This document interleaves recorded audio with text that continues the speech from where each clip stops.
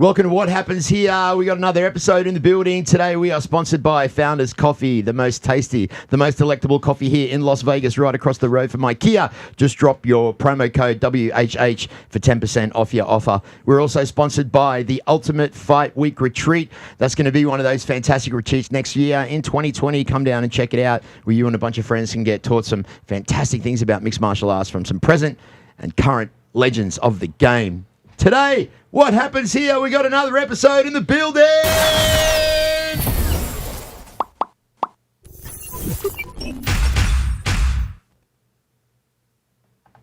Welcome to the show. Thanks for coming and popping in once again. Wow, the weather is getting cooler.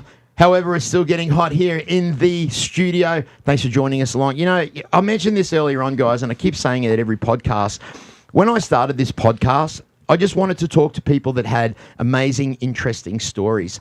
So far, we've just really slayed the game with some great, great guests on the show. Today is no exception to the rule. I can say his name, Charlie Anzalone, but if you say it the correct way, Charlie Anzalone, would you welcome to the podcast? What's up, brother? How are you? Great. Thanks for having me. Now, how was that intro? Like, you got to have your fingers like that, right? Beautiful. Yeah, beautiful. Welcome to the show, man. Thanks for joining us. Pull that mic a little closer to you, brother. There we go. Here we go. There we go. Right. Welcome to the show, man. Thanks for coming on. Great. I was doing a little bit of research on you earlier on, and man, you have done it all. Yeah, I've worn a lot of hats. So you've worn the commissioner hat, you've worn the ring announcer hat, you've worn the DJ hat. Have you worn the breakdancer hat or anything like that? No. But I could do the hustle and salsa in my younger days. So out of all those hats, which one was your most pride and joy? The DJ hat. The DJ hat. Yeah, was my claim to fame, and it all started by accident. Yeah, well, let us know about that. And obviously, it went back a few years. Where did that start? How did it come across? And why is it your claim to fame?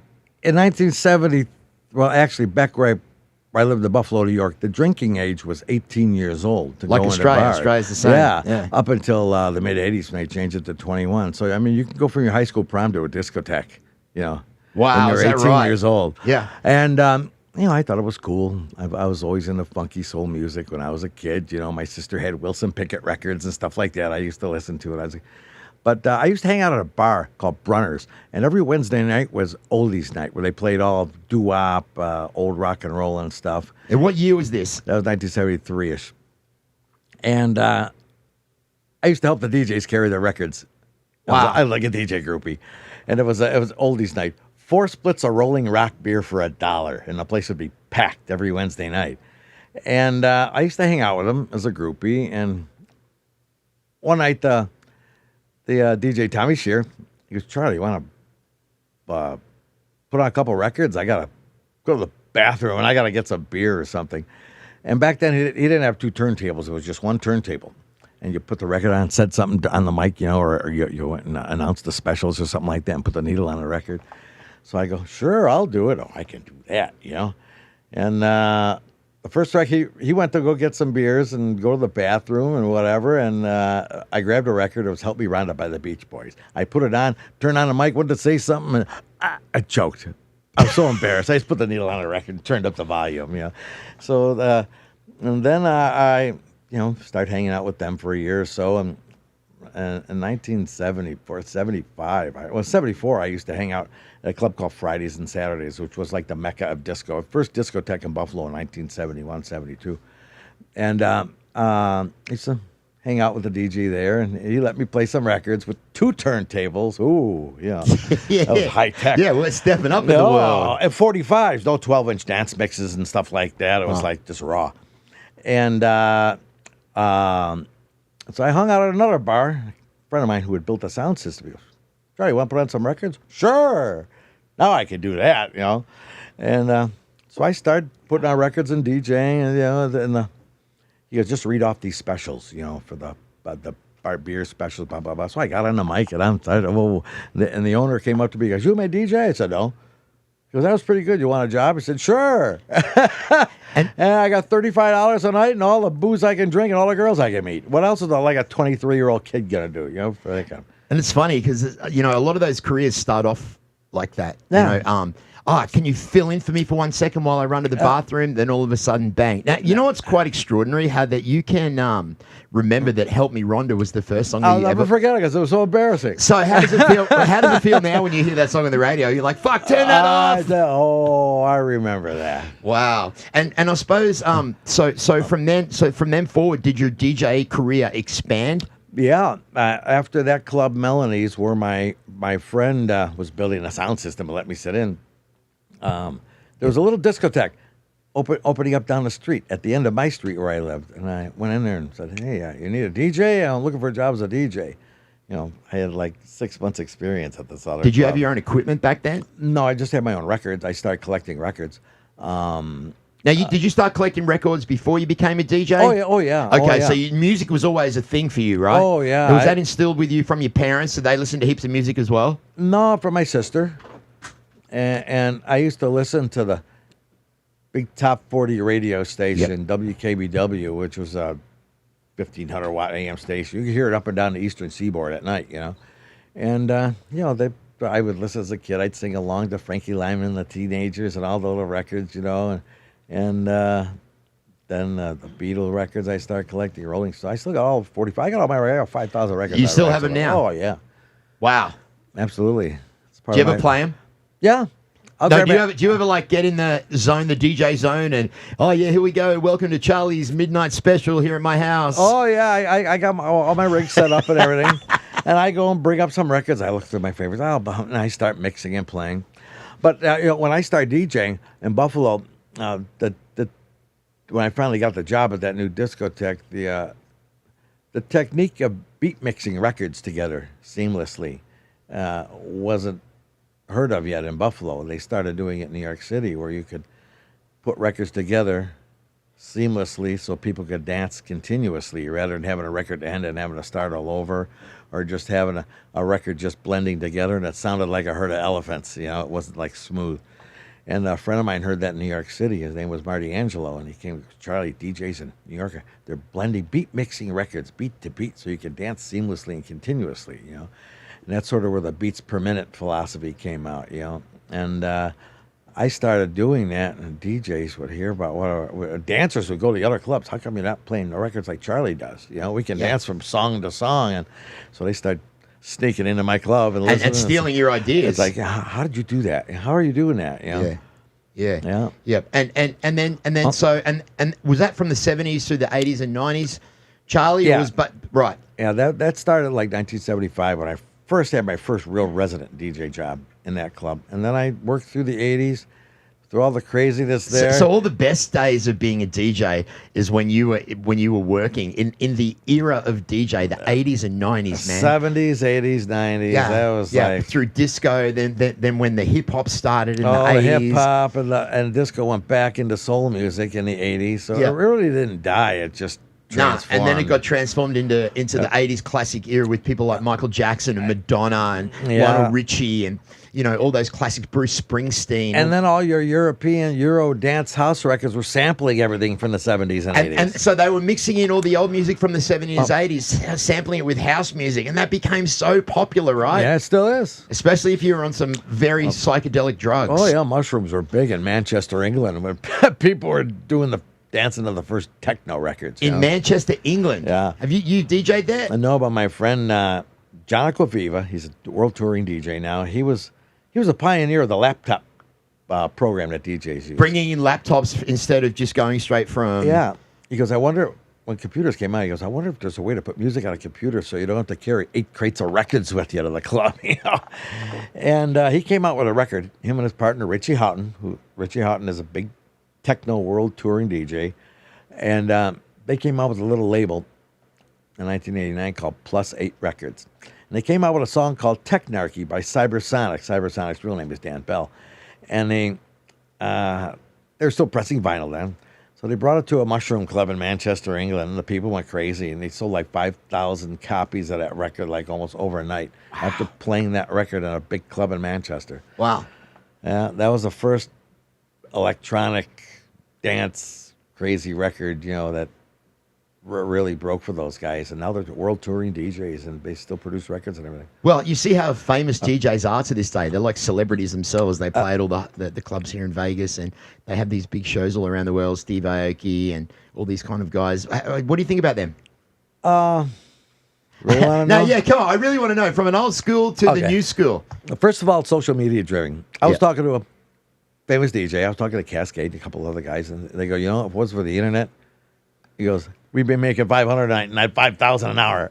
He goes, and one DJ here told me, DJ Hollywood, he said, man, if it wasn't for guys like you, there wouldn't be guys like us. You guys took all the chances, and but back then when we DJ'd, it wasn't for the money and for the fame. It was for the love of music and being in the spirit of the moment, right? Yeah, a little bit of the money, but the money went a lot further back then. The in the chicks. 70s, new cars, $3,000, $3,500 for a nice Buick Cutlass. If you got $100 a night and 35 nights, you bought a new car in cash. Yeah.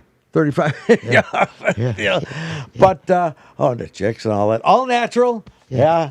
Not like it is these days now, Charlie. But I mean, I hats off to these DJs. They embrace the technology, like in the 70s, going into the 80s, and the late 80s, early 90s. They thought some DJs started going from vinyl to CDs came out, and then you had to have the dual CD decks. Yeah. But that didn't last long, and then they kept pressing up vinyl. Then John Aquaviva and a couple other people came up with the idea of Serato Final Scratch, which allowed you to put your music into a laptop, and you could either use a CD player with a dummy CD or two turntables, and they use what they're called signal records, which are records with grooves, but they're dummy grooves. You put the needle on it, and it triggers a laptop. So you're actually, instead of kind of faking it. Well, you're actually really doing it. It's just that you don't have 4 crates of records with you, and you're not putting the records on. You just keep putting the needle on, but you're still doing everything you did with vinyl. It's just that your collection's on a laptop, which is kind of cool. And I suppose back in the day when you had to DJ in one of those small clubs in New York, and you had to climb up those back stairs with 5 or 6 crates of record, 3 or 4 trips. In Buffalo, New York, my clubs had usually small sound booth. And in the wintertime, carrying your records from the car into the club on a little hand truck, the snow blowing. But what was good about it, in the wintertime, the records put weight in the back of your car so you get some traction. And that was about it. Well, you mentioned cars earlier on. You're a bit of a race car fan. Oh, I'm a race car junkie. Really? Yeah.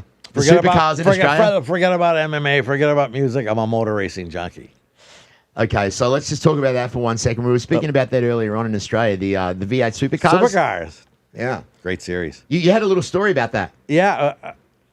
About 6 or 7, 8 years. How old is he now? 17, 18. About 8 years ago, I was coming back from Buffalo to Las Vegas. I sat next to this couple from Australia. We started talking, and the husband used to race production series cars, sports cars in Australia, and this and that. We just started talking, became Facebook friends. And a few years later, they came to the United States on a visit with their son and daughter, Zach and Alexia. And I took them, they traveled all over the Southwest, went to a couple of NASCAR races. And I took them to the bull ring, the short track here, on a Saturday night. And Zach was 10 years old. And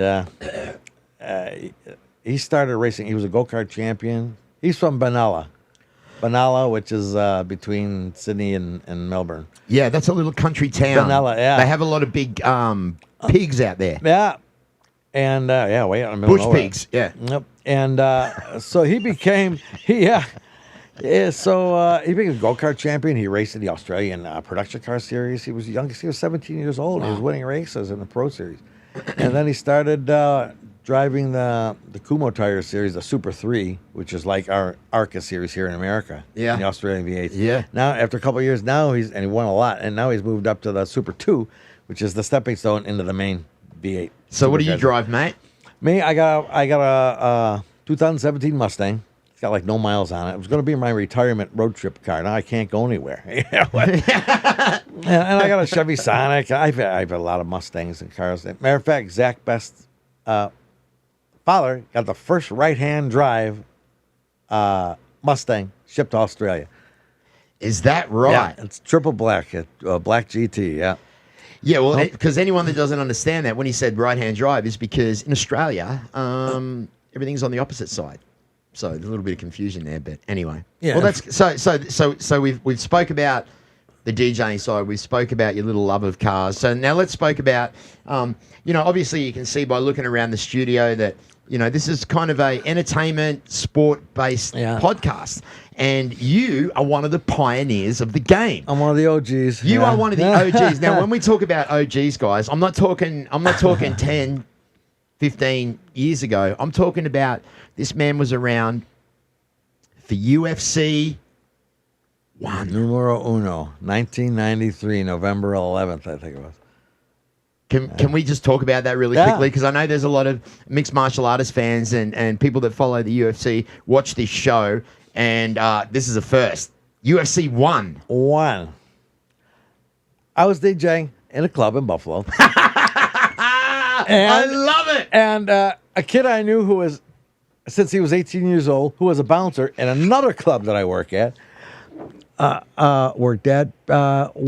always told me, he goes, I want to take martial arts, and I want to get a black belt. I want to be a kickboxer. Yeah, okay, yeah, sure. So about 5 years later, 6 years later, he had gone through the ring. He took the martial arts. His name was Kevin Rozier, and he became a 5-time world and North American U.S. Full contact kickboxer. And then he retired, and he had his demons, and I hadn't seen him in years. I get a knock on my sound booth door, DJ booth door. I open up the door. It's a Kevin Rozier with a big smile on his face. He goes, Charlie, I want you to manage me. I want you to help consult me again. I want you to be my manager. What do you mean be your manager? You weigh like 300 pounds. You were a 220-pound killer when you were a kickboxing champion. He was as white as that screen right there. What are you talking about? Oh, it's this new event. There's no rules. You can get killed. It's crazy. I said, give me the guy's phone number. So I call this guy. His name's Art Davey. I call him up because I'm Art Davey. I created a new event. It's similar to the Valley do Dom in Brazil, where anything goes except for eye gouging and biting. Where 8 men fight under the common rules, which are no rules, and you have to win 3 times in one night to win. It's 8-man elimination tournament. I said, well, I got a 5-time world super heavyweight kickboxing champion. I didn't say my next line. He goes, I'll take him. Wow, straight away, just because like that. Because everybody turned it down. Benny Urquidez, Don the Dragon Wilson, Bart Vale, all these famous martial artists that were badasses. Benny the Jet? Wouldn't dare, because they wanted to see him fight Horace Gracie in a Super Bowl. And they didn't dare want to step into an octagon where there was no weight classes. Wow. Yeah. Wow. And so we were in it. We beat Zane Frazier, which was one of the most iconic fights in the UFC, as Kevin was holding onto the cage and stomping on his head. I saw the ground, UFC 1. And so we figured, okay, good. Now Kevin's hands were kind of swollen because there was no gloves. You just put some gauze in your hands. And so it's basically bare knuckle. Oh, yeah. So we're in the back. He's got his hands in ice. This is an 8-man elimination tournament. This other guy's got to fight. Well, the fights didn't last very long. Yeah. So about 10 minutes later, I go, Kevin, you're up. What do you mean we're up? I'm like, are you gotta be kidding me? So we have to go fight this killer, Gerard Gordeau, who I became friends with ever since. He's a badass Dutch kickboxer, and Kevin never did leg kicks, and he didn't like him. Frazier leg kicking him. Kevin went down. Not St. Frazier, I'm sorry, Gerard Gordeau, and started punching him. And I could hear his wife, Kevin's wife at ringside, stop that, they're killing my husband. They're going to kill my husband. I got the tunnel through in the cage. Right? He was funny. Yeah. And that was UFC 1. So I suppose from UFC 1 till now, there's been a lot of huge changes. But from UFC 1 to UFC 20, what was the difference between those?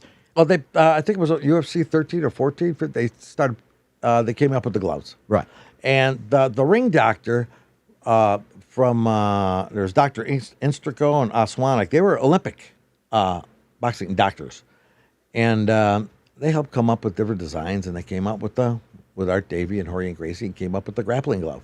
So do you think they were doing adding the gloves and maybe a few more rules to make it a little bit more politically correct and acceptable? Well, not only that, but also to get commissioned. How did that even come across, man? Well, the UFC, of course, had a home in Denver, and then they started checking out other places.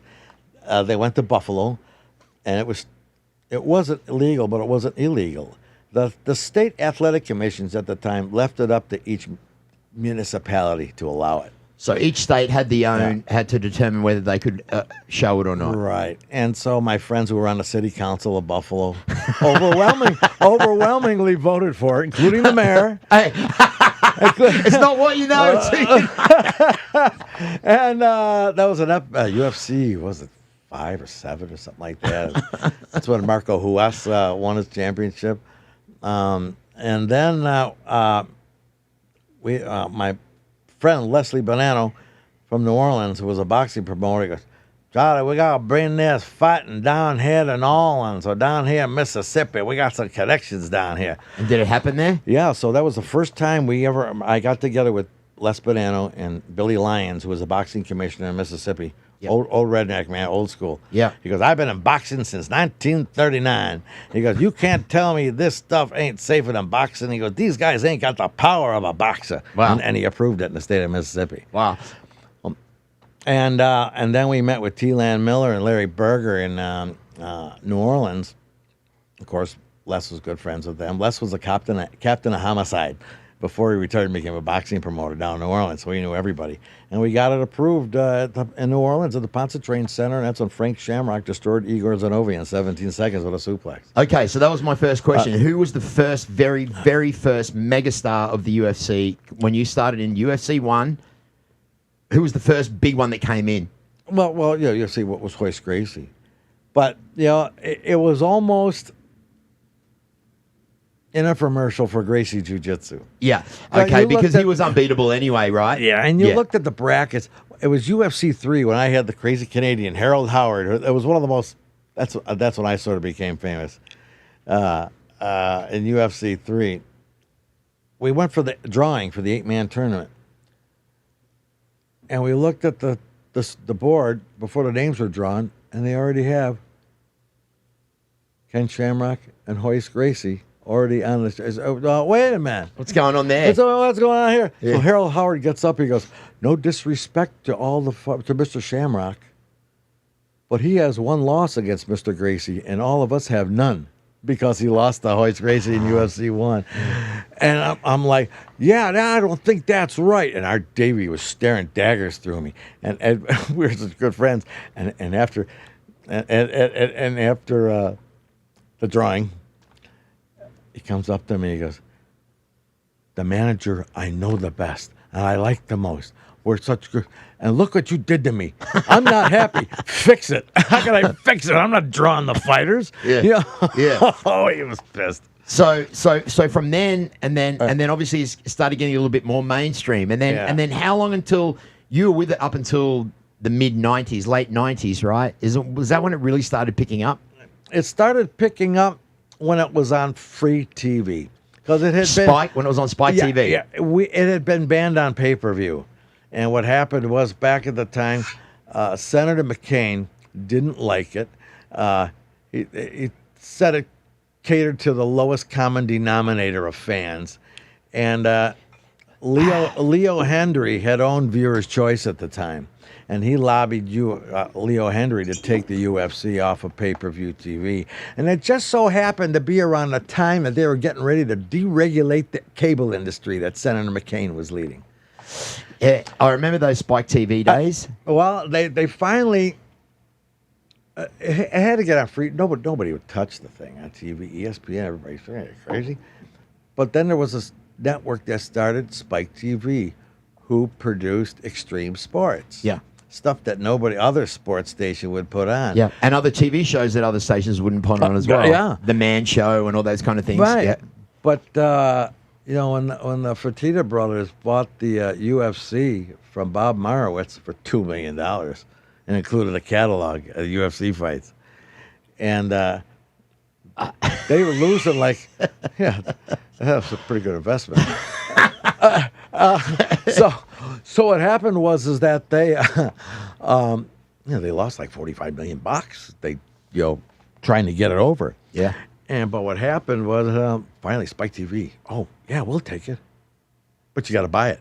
Yeah. It cost them it was a $10 million buy-on or whatever it was. Yeah. $10,000 buy-on. And Forrest Griffin and Stefan Bonner went toe-to-toe on free TV, and that just exploded. They were getting ready to sell it. Yeah, They were getting ready to sell it. that was one of those fights that kind of put it into the mainstream, especially when it was on that to this day is still one of my favorite fights of all time because it kind of took the UFC to that next level of where people are like, wow. Yeah, and it took a $10 million buy-on to the last gasp before they put their hands up. So that's it. Yeah. And that's what it took. So And then Dana White became the face of the UFC. Actually, John Lewis, who taught Lorenzo and the Fertitta brothers and Dana teaching him jiu-jitsu. And he's the one who told me that his friends were thinking of buying the UFC. Anyway, they wanted him to run the UFC. And he didn't want to. He just wanted to be a matchmaker. Because at the time, I was booking his fights in Shudo in Japan. I booked a couple of fights for him. And he was saying, I want to be the matchmaker for the UFC. What would you think of this matchup, that matchup? But they finally told me, they said, no, we don't want you to be the matchmaker. We got to have you run it. And he goes, well, I got my jiu-jitsu school and I'm doing some other stuff. I turned it down. So I told her buddy, well, Dana, we got a hotel business to run. You got to run this thing. Yeah. That's how Dana became in managing, being the face of the UFC. And he got a piece of the action. He got like 10%, and which is a lot of money. Well, which is well deserved because obviously the UFC would not be where it is without Dana White. Dana White had the persona. He had the look. He had the everything about him. Yep. And the desire. And now people gravitated to him. And they gravitate to him even more now because he's got that take no prisoners. I'll say what I want, when I want, how I want attitude, and people actually like that. Some people may find that controversial and arrogant, but actually people like that when people are upfront like that. So you mentioned Chuck Liddell. You brought him into the UFC? Yeah. Here we go. We got to get some stories now. You're gonna hear the truth. You're gonna hear the truth. You're gonna hear the truth. A good friend of mine, who's one of the top trainers here, my best friend in Las Vegas, One Kick Nick Blomgren. One Kick Nick, a legend, the Sin City Outlaw. He's got a great gym here in Las Vegas. Hey, what's the gym called? One Kick's Gym. One Kick's Gym. It's in the sports park on Sunset, right across the airport.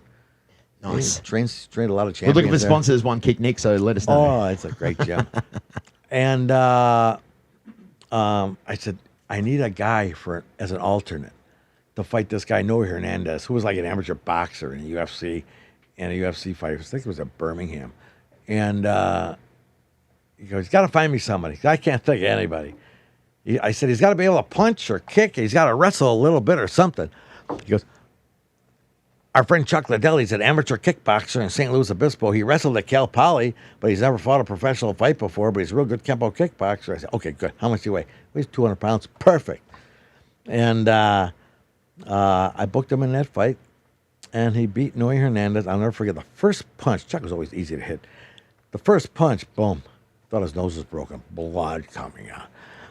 And he got on top of Noe Hernandez, started pounding the crap out of him. He beat him. His nose is just bleeding. He comes over to the corner. He goes, my nose broken? I go, is that hurt? He goes, no. I said, it ain't broken. I said, then a Brazilian promoter friend of mine, Sergio Bottarelli, comes up to me. He goes, your guy's tough. I want him to come to Brazil to fight Pelé. See, Pelé was a legend fighter down there, MMA fighter, Pelé. And I thought he played soccer. Not the stock cover. This is another Pelé. I was going to say, I thought he played soccer. Pelé's like Joe down in Brazil. Yeah. Pelé Holmes. And I go, how much does Pelé weigh? He said, he weighs 175 pounds. I said, well, Chuck weighs 205. And he's going to fight at 205. And I go, Chuck, you want to fight this guy? He's going to weigh 175 pounds. You got to go get yourself a passport.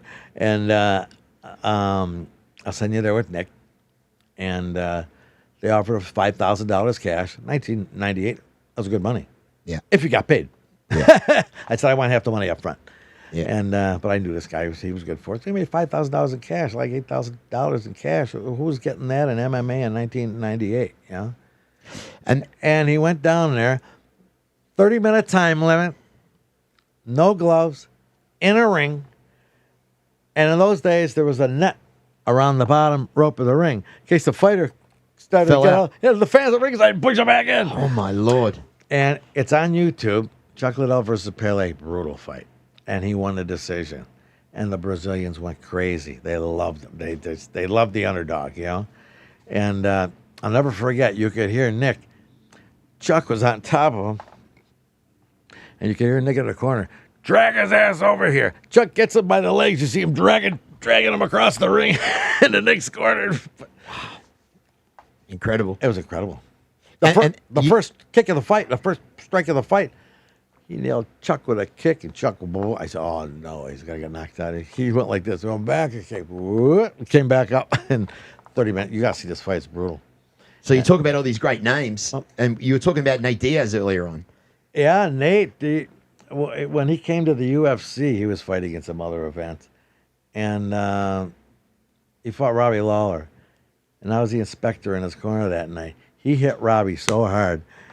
And then he's like, looks at his hand like this. Wow, I hit him that hard. He couldn't believe he hit him that hard. Wow. So Nate hit Robbie that hard that he looked at his own fist and said, yeah, watch the fight. Bam. He's like, whoa. Wow. and then his brother Nick, obviously he's thinking about making I was talking about Nick Diaz, not Nate. Okay. When Nick fought. There's a lot of Robbie people Lawler. that are mistaken those two gangsters because they're such hard-ass brothers and But they look you know- alike and they're both great fighters. So But Nate was like in his shadow for so many years until he finally became the headliner. right. So And, we're talking about Nick here. Nick hit Robbie Lawler so hard. Cracked him. Yeah. Yeah. And he was really pissed off when he fought St. Pierre. St. Pierre just wanted to lay on the ground and do nothing. And, Nick wanted to fight. And Nick was so pissed off. We're walking back to the dressing room and he goes, I'm going to get my $500,000 and get the fuck out of here. I said, oh, that's how much you made tonight? He goes, take me back to the dressing room. Oh, he was so mad. Yeah. He wanted to fight, you know? I've met Nick a number of times and he's such a good guy, man. He's such a straight-up dude. He laid back. Real laid back and doesn't really give a shit about the whole UFC or the fame and fortune or signing autographs. He's just one of those dudes that wants to get in there, make a bit of cash, get his win, and that's it. So he's thinking about making a comeback. Have you heard about that? Yeah, well. What do you think? You You think that once people go out and then try to come back in years later? It's very hard. These young kids are studs. They're strong. They're young, athletic, and I mean he's got the skill, but you don't have the reflexes anymore, and you don't have the power anymore. So what do you think about Mike Tyson coming back in to fight Roy Jones That's Jr.? a circus. So what do you think about that? Are you going to buy that? I can knock out Roy Jones Jr. Are you gonna Everybody else did in his last 5 fights. Roy, you heard that? Come on, these guys get just like Chuck Liddell. He got knocked out 4 or 5 of his last 6 fights with one punch. I mean, after a while, it catches up to you. Now, why do you think that is? They need money, and they just like the limelight. So, but They're going to make stuff. If they weren't going to get paid the amount of money they're getting paid, they would do it, yeah? So you disagree with these old fighters coming back in to try and revamp their careers? If they're too far gone, yeah. Do you think Mike Tyson's too far gone? Oh, he couldn't beat any of the top guys today, unless he hit him in the first round or second round. Right? Yeah.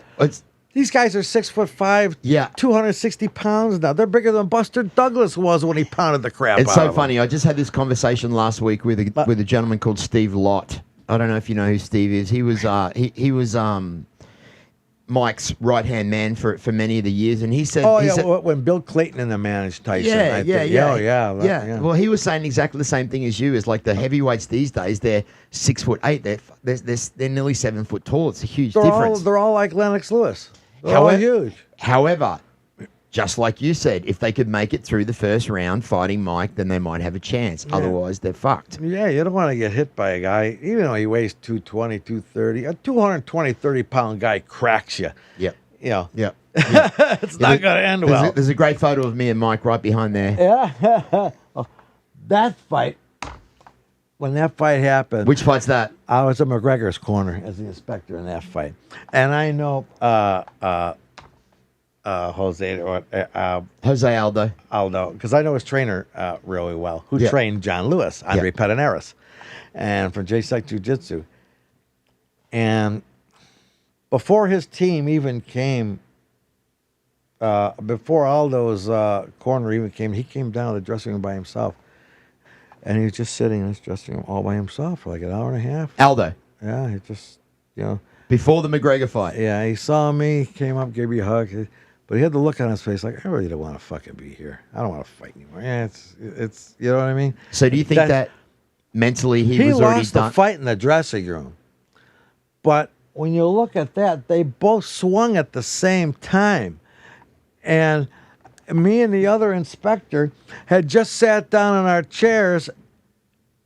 They start the fight. We're still walking down a couple of the steps, getting in our chair, getting ready. And we hear this roar. And we couldn't see what happened. We had just sat down. All I saw was a referee's ass, and between his legs, there goes Aldo. Between his legs, holy shit, he got knocked out. We jumped up in the ring with we just had sat down and boom. What happened? That's how fast it happened, in 17 seconds or whatever it was. 12 seconds. 12 seconds. So that's the time it took us to get out of the cage, walk down the steps, and sit in our seat, and boom, it was over. You know what sucks? The worst part about it is, you know how much I had to pay for those tickets?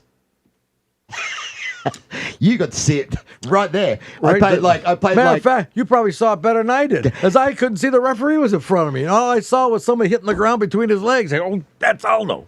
So that's incredible. So you were the commissioner at Conor McGregor versus Aldo, and before you even got to sit back, I was the inspector. Yeah, you were the inspector. And explain inspector to everyone that's not. Okay, what an inspector does, I was a senior deputy inspector for 15 years. What inspectors do is that they watch the fighters wrap their hands, and they make sure they're, if I don't like where the tape is, see that? I'm going to draw a line right there. I want the tape to go past that line. That's what you do. Yeah, and they have to use X number of feet, yards of gauze and tape and this and that, and it's got to be done accordingly. You can't cast over the knuckle with tape. That's casting.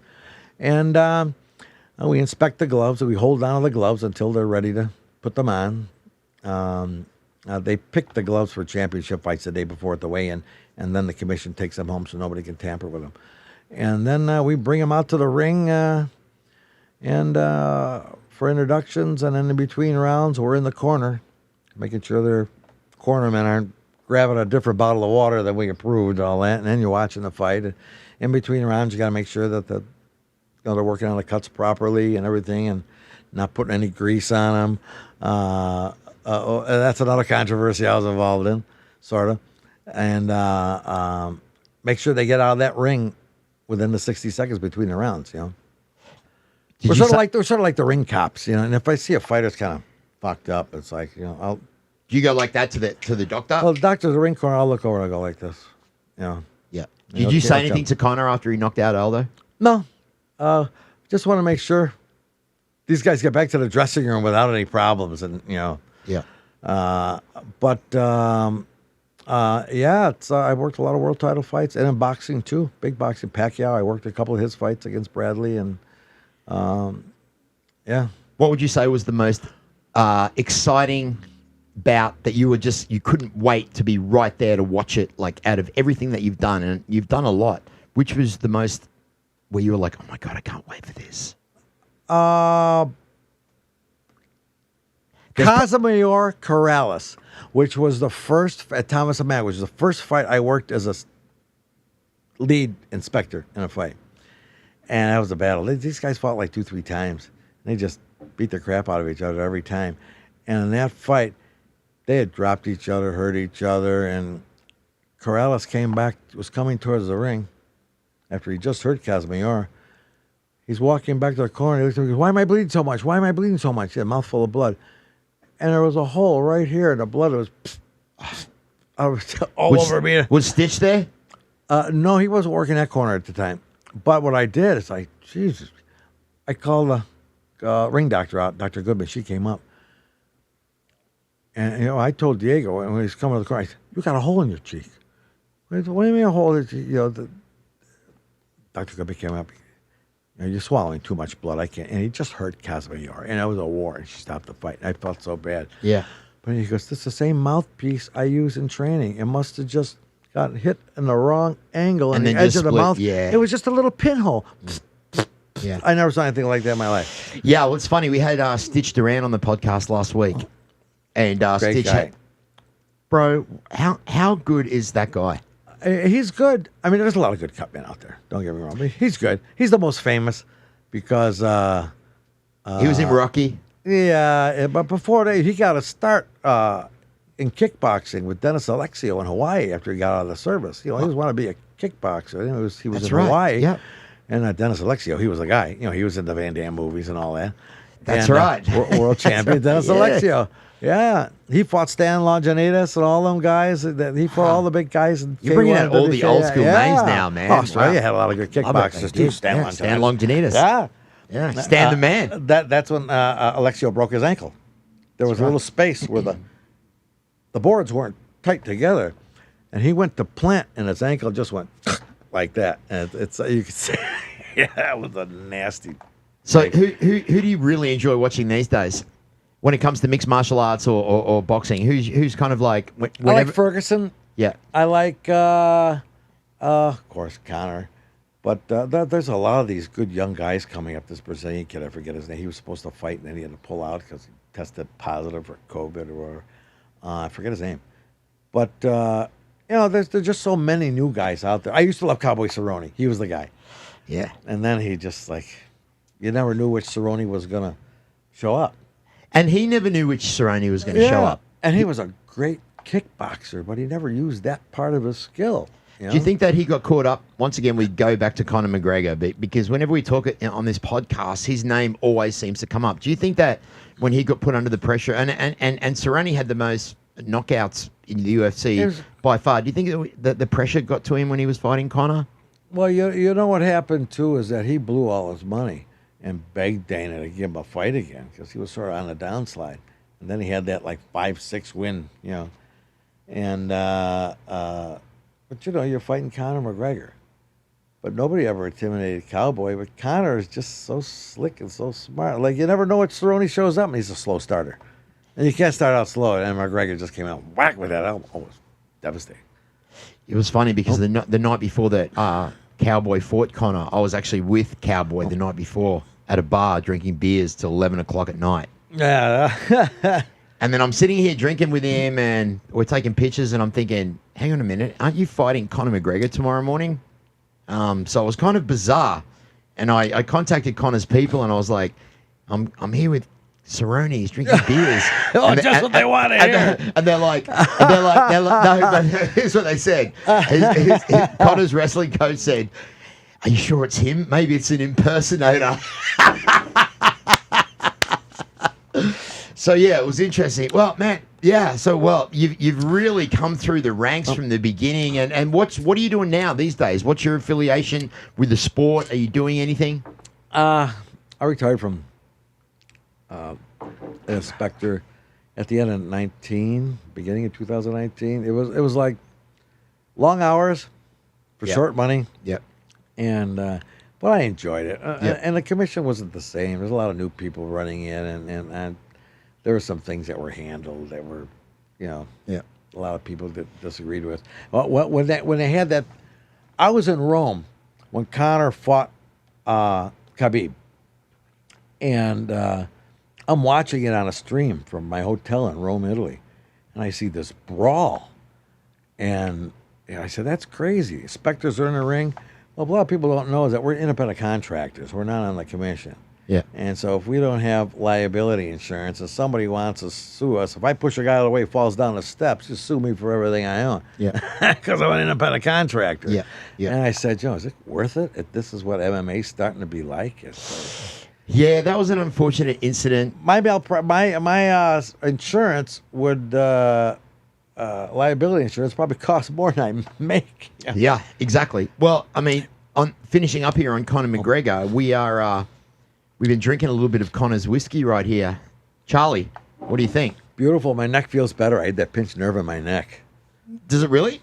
Yeah, actually, I'm pretty comfortable right now, actually. Probably because I'm sitting up straight and I'm not, I have text neck, I'm one of those people that are like this all the time. Yeah. I get up and like, oh, God. Yeah, he said he said he had a stiff neck. I said, have a couple of proper 12s and you'll have something stiff, but it won't be your neck, and it worked. So proper 12 and some CBD oil, and I should be really good.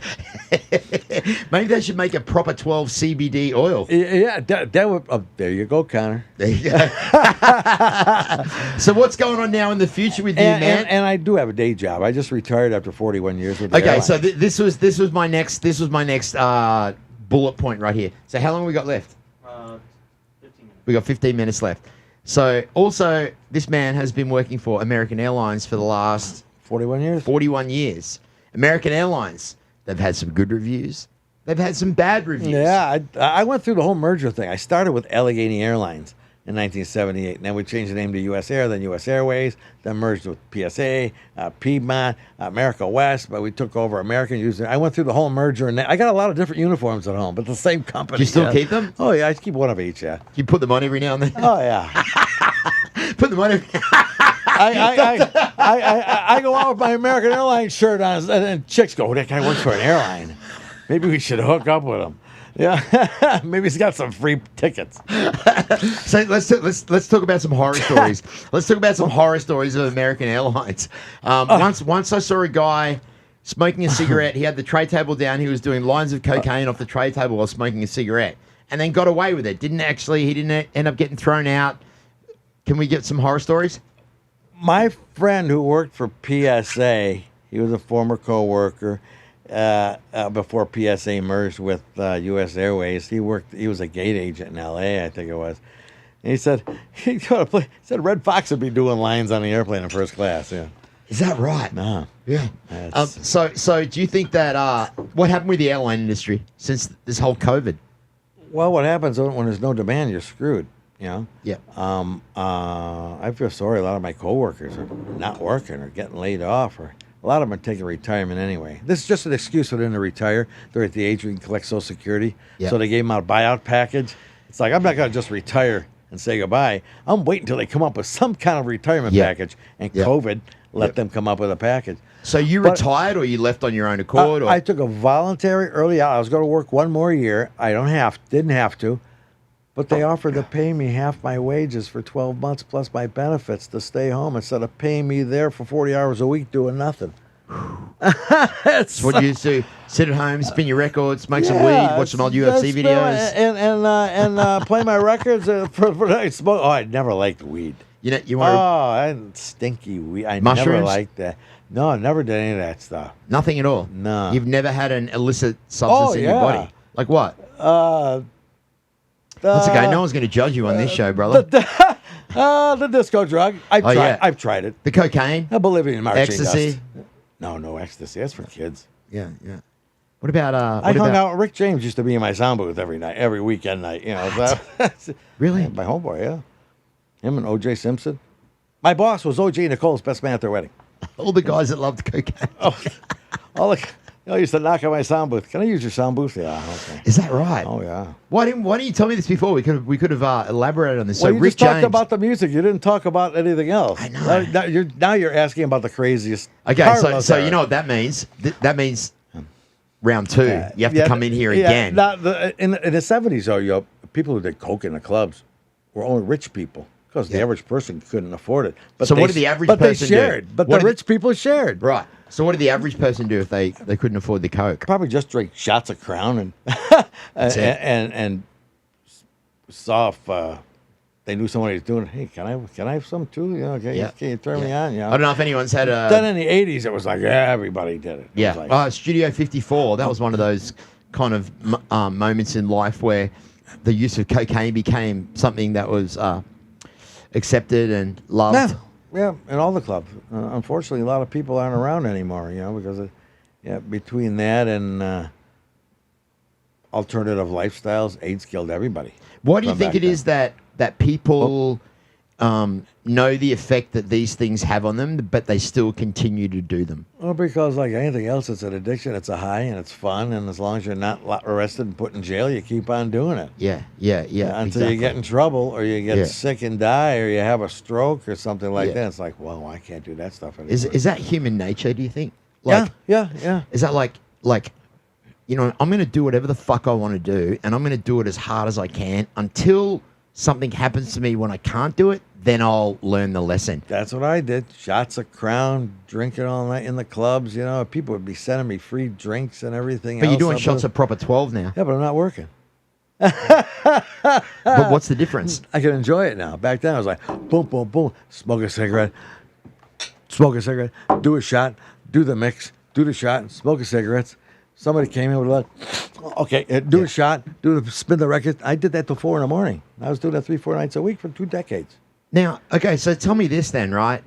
So if that was such, you talk about that. And when I see you talk about it, I can feel your energy, and I can you're taking yourself back to that place. If that was such a memorable, awesome part of your life, why is that looked at as something that's negative? Drugs, 4 a.m, fucking spinning records, smoking cigarettes. To the norm, that maybe to the normal person, like, you're fucking crazy. Yeah, but it was just part of the lifestyle. And you wouldn't change that, right? If I could do it all over again, would you change that? If hell you could? No. Okay. That was me, and that's what made me successful, made me famous, made me stupid. Yeah. A lot of money.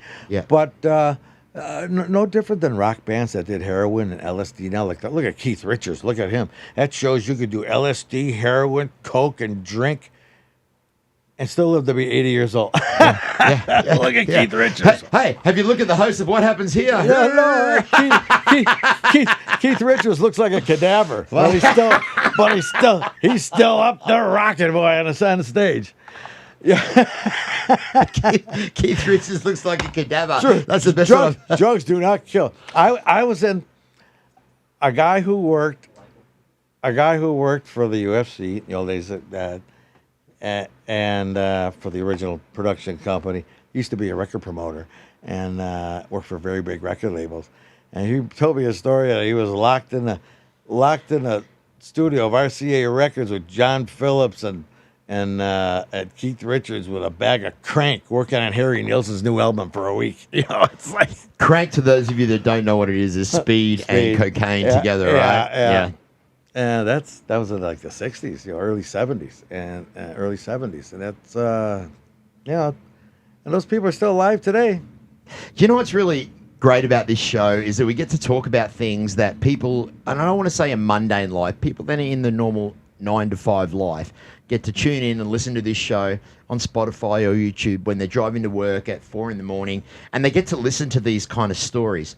And although they haven't experienced them, when they hear these kind of stories on this show, you kind of get the feeling of being there. And this is why I wanted to talk to people like you and who else, that I've talked to. It's just because I want to express your story to everybody out there so they can kind of get the feeling of what you had, because your life is so fucking extraordinary.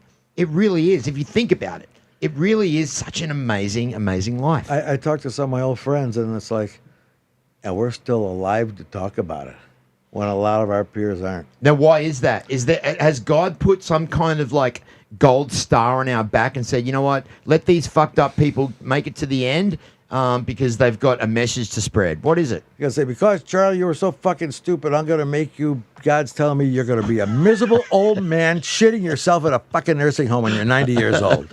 I'm punishing you for that. You're not going to die quietly in your sleep. I'm going to make you miserable. Nurse Ratchet's going to come in and wipe your ass. Yeah. I'll be pinching the nurses.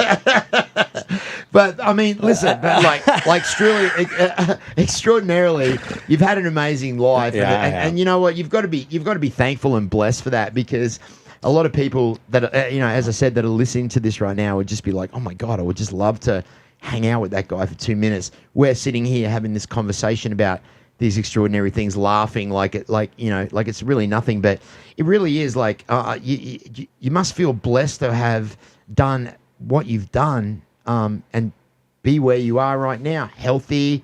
You still look great. I've been lucky that I saved some money instead of blowing it all like I did for a lot of years. So now I can retire and make some decent little investments.